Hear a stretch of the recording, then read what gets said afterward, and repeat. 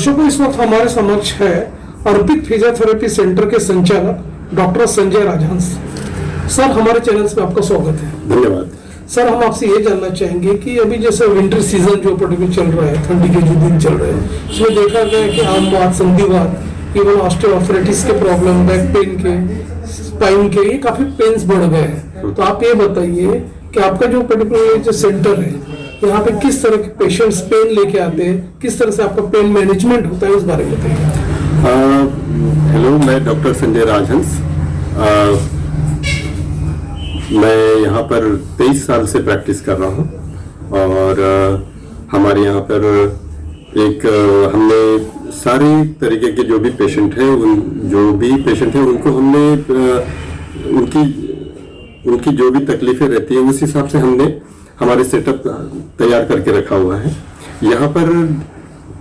जैसे old age से related diseases हो गए, या फिर जैसे अभी सर ने पूछा कि विंटर में जो दिक्कतें आती है, जनरली अर्थराइटिस की केसेस में और एंकिलोसिंग स्पॉन्डिलोसिस की केसेस में, या फिर रोमेटॉइड अर्थराइटिस की केसेस में जो विंटर की वजह से जो दिक्कतें होती है उसमें हल्की जोड़ों में जकड़न आ जाना, सूजन आ जाना, ये सारी चीजें मेन रहती है। तो अभी हमारे यहाँ पर जो हम ऐसे पेशेंट्स के लिए एक इस तरीके से ट्रीटमेंट शेड्यूल तैयार करते हैं जिससे कि उनकी वेदना भी कम हो और साथ में जो उनके जॉइंट की मोबिलिटी है वो भी बरकरार रहे और जो उनकी डेली एक्टिविटी ऑफ लिविंग है उसमें भी सुधार हो। तो इस तरीके का हम एक तरीके से एक सेटअप हमारा है जिसमें कि हम इस पेशेंट का उपचार करते हैं। सर, ये भी देखा गया कि आफ्टर कोविड के बाद जिन लोगों ने स्टेरॉइड्स जो लिया था, काफी यंगस्टर्स एज में, जैसे 35-40 की एज में, ये भी देखा गया है कि इनको एविस्कुलर एक्रोसिस जो है, जॉइंट रिप्लेसमेंट के प्रॉब्लम्स आ रहे हैं। लेकिन डॉक्टर ने इनको ये भी एडवाइस किया है कि यदि आप फिजियोथेरेपी सेंटर में जाते हैं और वहाँ पे आप मतलब एक्सरसाइज है जो थेरेपी लेते हैं, तो आपको ऑपरेशन और रिप्लेसमेंट की जरूरत नहीं गिरेगी।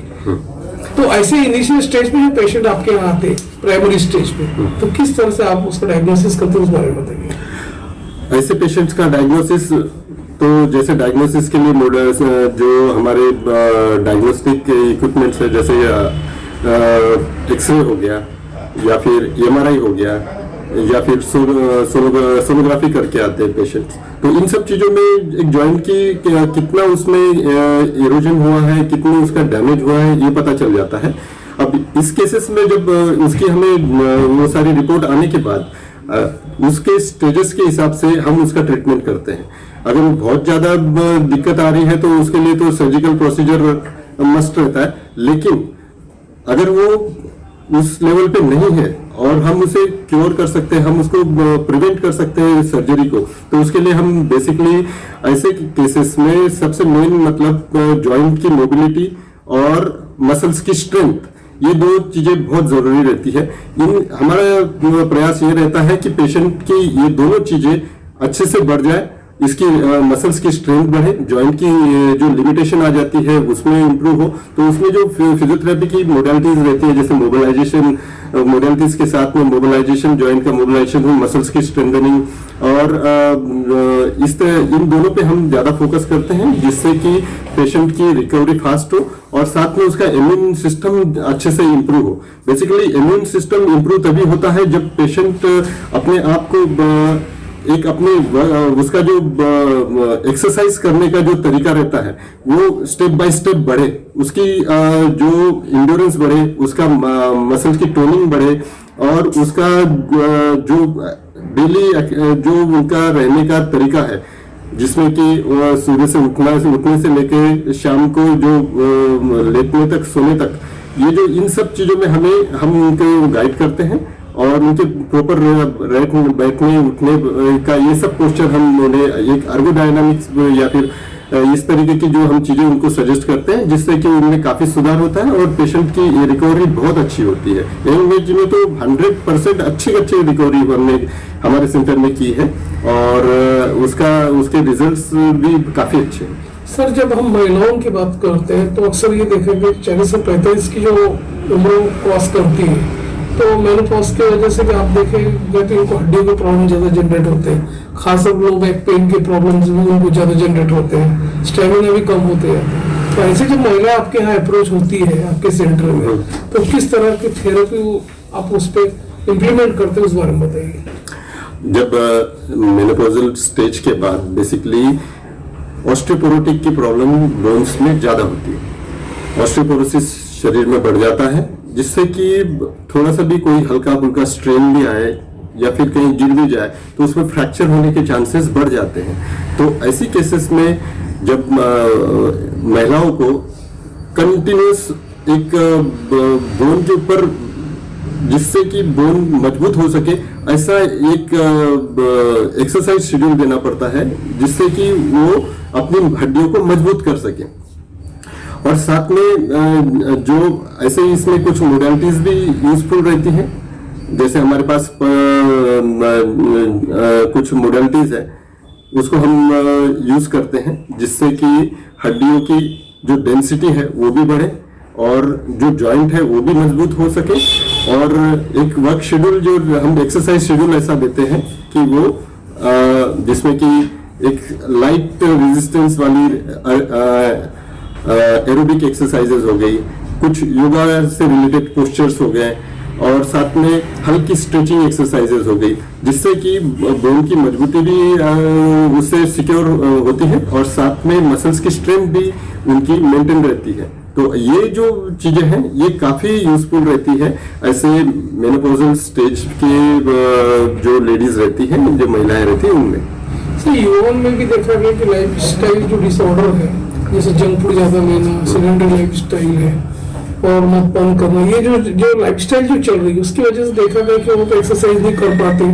देखिए विटामिन डी की कमी डेफिशिएंसी होती है और ये पेन किलर भी टैबलेट ज्यादा लेते पेन घटाने के लिए, उसका दुष्परिणाम उनके हड्डियों पे किस तरह से होता है और सेंट्रल में आपकी क्या थेरेपी होती है ऐसे यंगस्टर्स को, आप बताइए इस बारे में। सबसे मेन बात तो ये आजकल की जो हमारी जो चलन बन चुका है ये बहुत बुरा है और ये इसको हमें किसी न किसी तरीके से या फिर रोकने की जरूरत है। लेकिन इसके जो दुष्परिणाम सबसे पहले तो मोटापा शुरू होता है। मोटापा, ये जो हम जो भी जंक फूड खाते हैं ये सब मोटापे को बढ़ाते हैं। तो मोटापा कम करने के लिए सबसे मेन जो चीज है कि ऐसे जो यंगस्टर है इनको हम स्पोर्ट्स एक्टिविटी की तरफ लेके जाएं और स्पोर्ट्स एक्टिविटी में लेके जाने के बाद हमें कोशिश करनी चाहिए कि उसमें जो एक्सरसाइजेस जो है इस तरीके की हो ताकि उनकी ओवरऑल स्ट्रेंथ अच्छी से मेंटेन रह सके। शहर विदर्भ और अंतर्राज्यीय दर्शक डॉक्टर संजय राजहंस आपको लाइव देख रहे हैं। इवन आपके क्लिनिक का एड्रेसेस हमारे स्क्रीन पे और फोन नंबर भी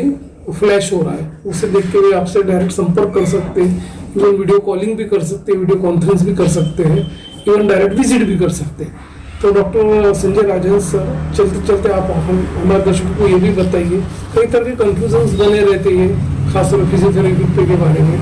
तो आप ये बताइए कि ऐसे जो पेशेंट जो है जिनका अब तक क्या बोलते हैं, जो डायबिटिक पेशेंट है या जो कोविड से ग्रस्त पेशेंट है, ऐसे जो पेशेंट है जिनको डॉक्टर बोलते कि तुम एक्सरसाइज करो, स्टेमिना लाओ, तो ऐसे जो लोग हैं तो जब आपके सेंटर में विजिट करते हैं तो आप किस तरह से उनको थेरेपी देते हैं, उस बारे में बताइए। डायबिटिक पेशेंट जो रहता है, मैं पहले डायबिटिक पेशेंट के बारे में बात करना चाहूँगा। डायबिटिक्स के जैसे पेशेंट आते हैं तो इनमें जैसे कुछ लोगों का शुगर लेवल जो रहता है, HbA1c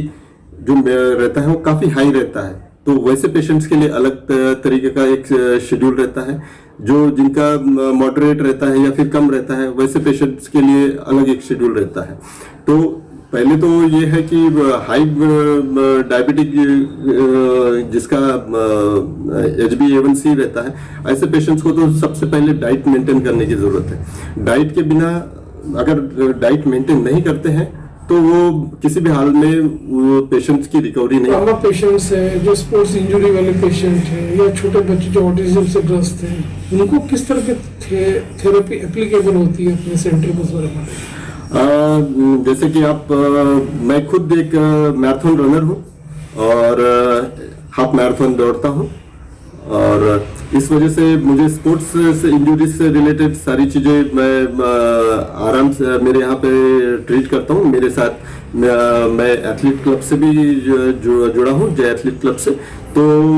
मेरा सुबह से ही शेड्यूल शुरू हो जाता है जब मैं इन पेशेंट्स जो यंगस्टर्स के साथ दौड़ता हूँ और इनकी इंजरीज को भी देखता हूँ। ग्राउंड पे भी मैं इनको ट्रीट करता हूँ, और बहुत ज़्यादा सीवियर रहा तो या फिर कोई कंटिन्यूस मुझे उसको मॉनिटरिंग और उसको ट्रीट करने की ज़रूरत रही तो वो मेरे सेंटर में आके भी ट्रीटमेंट करते हैं। जैसे कि इसमें मेन जो दिक्कतें रहती है मसल से रिलेटेड और जॉइंट से रिलेटेड प्रॉब्लम्स रहती है। हल्का स्ट्रेन आना, मसल्स में स्ट्रेन आ जाना, ये सारी चीज़ें इनमें रहती है, जिससे कि फिजियोथेरेपी में एक अच्छे वर्क शेड्यूल ट्रीटमेंट के साथ हम इनको ट्रीट करते हैं, जिसमें बहुत सारी जैसे काइनेसियो टेपिंग की हो गई चीज़ें, अल्ट्रासाउंड मशीन हो गई, इंटरफेरेंशियल थेरेपी हो गई, या मसल स्टिमुलेटर हो गया। तो इन सब चीज़ों से हम ऐसे भी जो स्पोर्ट्स इंजरीज को हम ट्रीट करते हैं और इसमें काफ़ी अच्छे रिजल्ट्स आते हैं। सर, दूर दराज के दर्शक आपको देख रहे हैं, यदि वे सेंटर में विजिट करते हैं तो आप ये बताइए ये सेंटर में किस तरह की स्पेशलिटी अवेलेबल है, उस बारे में बताइए। ये मैं आपको मेरी तरफ से बताने में मुझे बड़ी खुशी हो रही है कि बाहर से जो भी हमारे पेशेंट्स हैं, ऐसे पेशेंट्स के लिए हमने इंडोर रिहेबिलिटेशन की भी व्यवस्था करके रखी है। ऐसे पेशेंट्स जिनको पैरालाइज्ड हो गए हैं या फिर कोई फ्रैक्चर हो गया और बाहर उनको प्रॉपर मतलब उनके गांव में वो ट्रीटमेंट नहीं मिल रहा है, तो ऐसे पेशेंट्स हमारे यहाँ पे एडमिट रह के भी मतलब उनको कम से कम खर्चे में वैसे पेशेंट 15 दिन के लिए, 1 महीने के लिए, या पैरालाइज्ड पेशेंट अगर रहते हैं तो उनको 3 से 6 महीने तक के लिए ऐसे पेशेंट्स को भी हम हमारे यहाँ पर एडमिट रख के उनको प्रॉपर ट्रीटमेंट देते हैं, और उनका पूरा रिहेबिलिटेशन जब तक वो चलने फिरने लायक अच्छे से बन नहीं जाते, एक सेटिस्फैक्टरी लेवल उनमें आ नहीं जाता, तब तक हम उनका ट्रीटमेंट हमारे यहाँ सेंटर में करते हैं। ठीक है सर।